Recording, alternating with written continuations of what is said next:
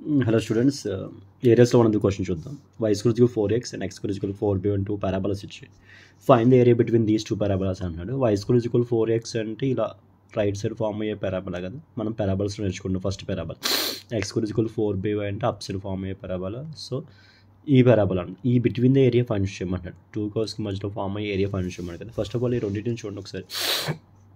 y is equal to second parabola y is equal to x square by 4b అని రాయొచ్చు.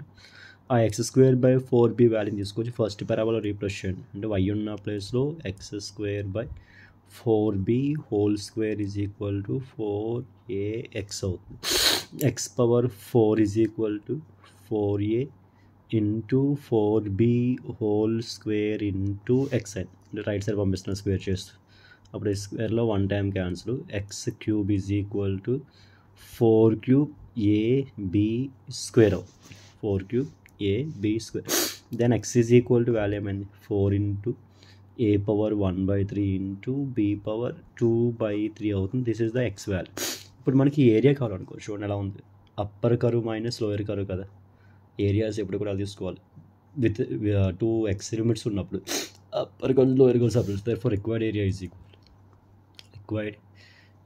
Is equal to integral lower limit 0 నుంచి start అయ్యి 4a power 1/3 అంటే 0 to 4a power 1/3 b power 2/3.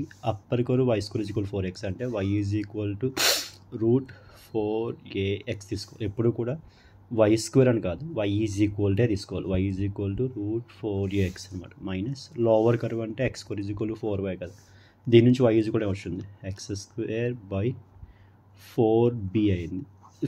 ఈ two కర్వ్స్కి మధ్యలో area అంటే ఇది కదా form, √4ax minus x square by 4b dx.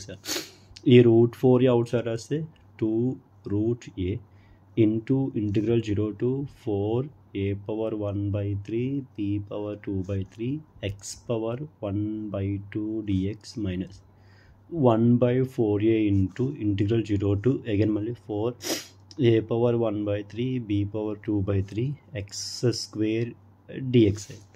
x square dx integration చేయండి. ఇప్పుడు 2√a ఇంటూ x పవర్ 1/3కి ఇంటిగ్రేషన్ 1/2కి ఇంటిగ్రేషన్ ఏంటి 3/2 limits 0 to 4a power 1/3 b power 2/3 minus 1/4b into x cube by 3 కదా. Integral of x square అంటే x cube by 3. Here also 0 to 4a power 1/3 b power 2/3 అవుతుంది. Therefore 2 to 4 కదా, 4√a/3 into first upper limit replace చేసి x ఉన్న ప్లేస్లో 4a power 1/3 b power 2/3 whole power 3/2 minus lower limit replace చేస్తే 0 అయిపోయింది. Minus 0 అన్న. Next minus 1/3 4s 12 అంటే 12b into first upper limit replace చేస్తే 4a power 1/3 b power 2/3 whole power 3 minus 0 whole cube minus 0. Next that is equal to 4√a/3 into 4 power 3/2. ఒక్కొక్క value apply చేస్తే 4 power 3/2 a power 1/2 b అవుతుంది value. 2 cancel 3 cancel కదా, అర్థమైందా. 4 power 3/2 ఉంటుంది.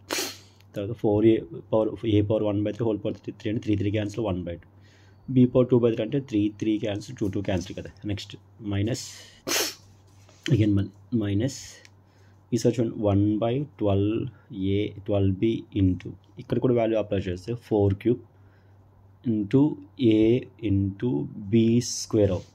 4 cube into 4 cube a power 1/3 whole power 3 అంటే 3 cancel b power 2/3 whole cube అంటే 3 cancel. So b square వచ్చింది. That is equal ఇప్పుడు చూడండి 4 పవర్ 1/3 ప్లస్ 4 పవర్ 1 అంటే వాల్యూ చూడండి వస్తుంది వాల్యూ. దీన్ని అలా రాసుకోవచ్చు 4 ఇంటూ 2 స్క్వేర్ హోల్ పవర్ 3/2 అని రాయొచ్చు. 4ని 2 స్క్వేర్ అని రాసుకుని 2 అయిపోయింది క్యాన్సిల్. √a ఇంటూ √a అంటే కదా, సో a అయిపోయింది.